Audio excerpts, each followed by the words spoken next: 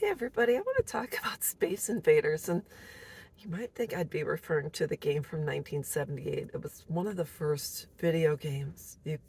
I think, I don't know if it's on the Atari, I kind of forgot. But anyways, I loved video games when I was a little girl. We'd go to the arcade. Centipede was my favorite. Pong.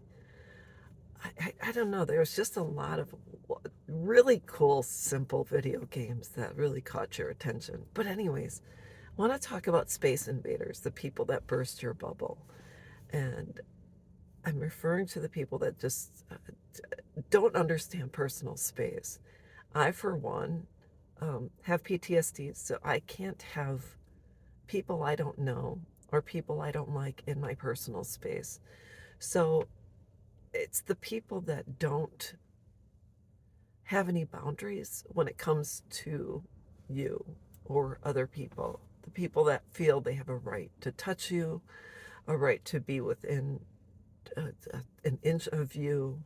The people, like when you saw, I don't talk a lot about the presidency, but when Joe Biden was always whispering in people's ears, younger people, it's the creep factor per se.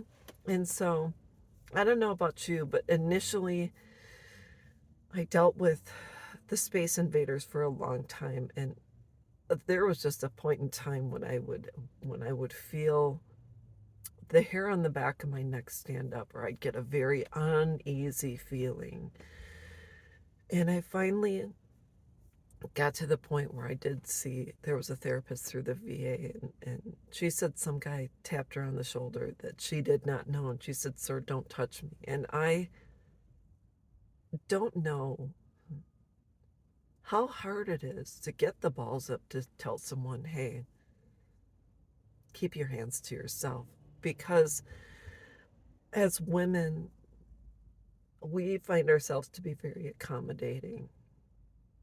And if someone gets too close, even if we feel uncomfortable, it's hard for us to step away and say, "Hey, give me some space," because it comes across as you're being rude, pretentious, a prude, a bitch, that you are not a kind person, and how dare you stand up for yourself. Those women are always labeled as the devil in Prada. It's nobody, I think it's hard for certain people, men and women who have been space invaders, to hear the word no. I'm not comfortable with you being too close to me. And I finally found kind of the way to maneuver. If I'm in line and someone is standing too close to me, I will actually save my spot but take a step over to the right or to the left to get